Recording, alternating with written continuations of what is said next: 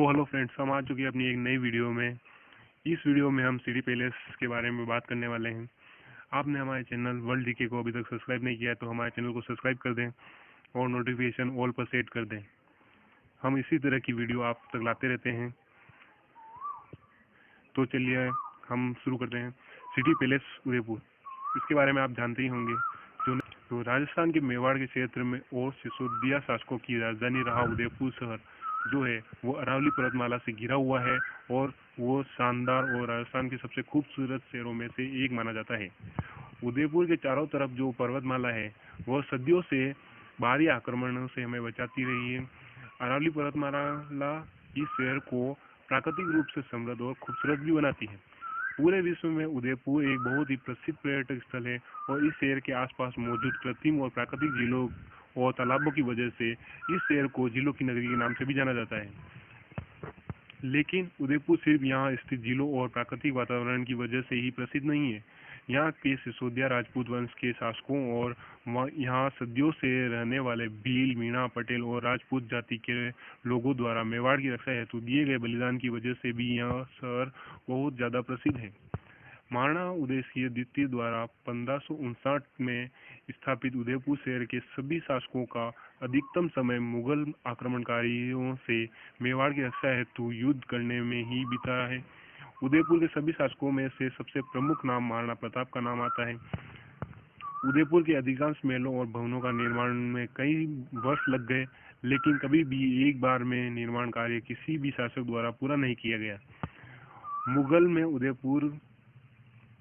मुगल काल में उदयपुर के राजा अपना अधिकांश समय युद्ध में व्यतीत होने की वजह से उदयपुर में कभी भी निर्माण कार्य एक साथ नहीं चल पाया। उदयपुर में जैसे जैसे शासक आते गए वैसे वैसे निर्माण कार्य चलता रहा। उदयपुर का सिटी पैलेस, जिसके निर्माण की नींव खुद महाराणा उदयसिंह द्वितीय ने रखी थी, लेकिन सिटी पैलेस का निर्माण कार्य को पूरा होने में भी लगभग 400 वर्ष का समय लग गया। लेकिन आज सिटी पैलेस भारत और राजस्थान के सबसे बड़े महलों में से एक है और पर्यटकों द्वारा सबसे ज़्यादा देखे जाने वाले महलों में से भी एक माना जाता है। तो चलिए आज हम आपको उदयपुर के सबसे प्रमुख पर्यटक स्थल सिटी पैलेस की पूरी जानकारी आपको देंगे इस वीडियो में। तो सिटी पैलेस के इतिहास के बारे में बात कर लेते हैं हम पहले। उदयपुर में स्थित सिटी पैलेस जो है वो राजस्थान के सबसे बड़े महलों में से एक है। यह महल भी जितना बड़ा है उससे भी कई ज़्यादा समय इस महल को निर्माण में कार्य लगा है। सिटी पैलेस के आकार का अनुमान जब हम इस बात से लगा सकते हैं कि इस महल की लंबाई 244 मीटर है और चौड़ाई 30 मीटर के आसपास है। 1559 में महाराणा उदयसिंह द्वितीय ने सिटी पैलेस का निर्माण की नींव रखी थी और महाराणा उदयसिंह के समय सिटी पैलेस को राय आंगन के नाम से जाना जाता था। सिटी पैलेस को राय आंगन के नाम से जाना जाता था। सिटी पैलेस के निर्माण और उदयपुर के इतिहास को समझने के लिए हमें उदयपुर से 30 किलोमीटर दूर एक छोटे से शहर नागदा के इतिहास को जानना पड़ेगा। बप्पा रावल द्वारा मेवाड़ की स्थापना से पहले लगभग 6वीं शताब्दी में आसपास नागदा पर गुहिल वंश के शासक राज किया करते थे। कुछ समय के बाद बप्पा रावल ने भी नागदा को मेवाड़ की सबसे पहली राजधानी घोषित किया। लगभग 800 वर्षों के एक लंबे अंतराल के बाद महाराणा उदयसिंह द्वितीय ने लगातार मुगलों के आक्रमणों से परेशान होकर नागदा के पास आयड नदी के किनारे अरावली पर्वतमाला से घिरा हुआ और प्राकृतिक रूप से सुरक्षित इस क्षेत्र को उदयपुर की स्थापना की है। कुछ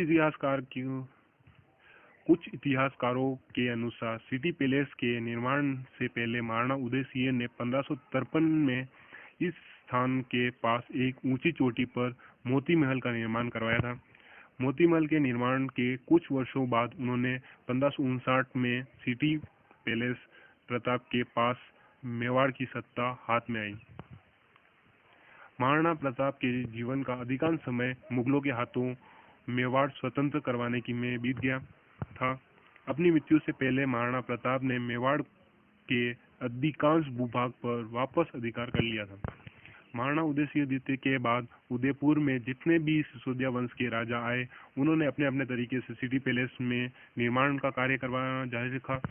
समय समय पर चलते रहे निर्माण कार्यों की वजह से आज सिटी पैलेस में कुल 11 के आसपास छोटे बड़े महल बने हुए हैं।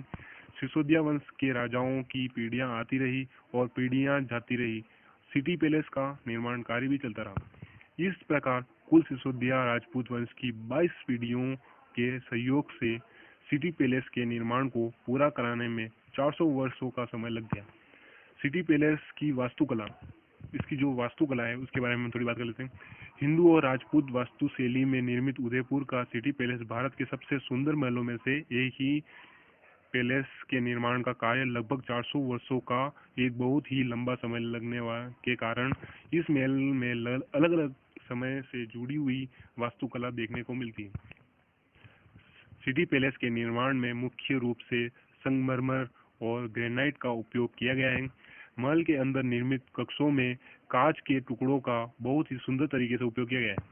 इसके अलावा महल के अंदरूनी हिस्सों को खूबसूरत बनाने के लिए दीवारों पर बहुत ही सुंदर भित्ति चित्र उकेरे गए हैं।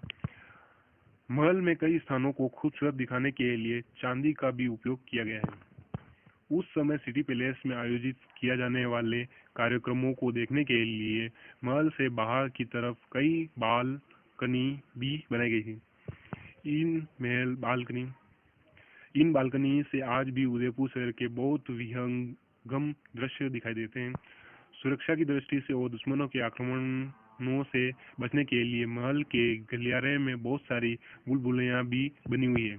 एक बहुत लंबे समय तक चले निर्माण कार्य की वजह से सिटी पैलेस में कुल 11 छोटे और बड़े महल बने हुए हैं। वर्तमान में सिटी पैलेस के कुछ हिस्से पर्यटकों के लिए खुले हुए हैं और कुछ हिस्सों को होटल में तब्दील कर दिया गया है। सिसोदिया राज परिवार के महाराणा अरविंद सिंह जी जो है मेवाड़ और उनका परिवार आज भी सिटी पैलेस में ही निवास करते हैं। तो बस आज की वीडियो में बस इतना ही। अगली वीडियो में हम और नई जगह और नए इतिहास के साथ आपके सामने आएंगे। तब तक आपने हमारे चैनल को सब्सक्राइब नहीं किया तो सब्सक्राइब कर लें और नोटिफिकेशन ऑल पर सेट कर दें और लाइक शेयर करना ना भूलें।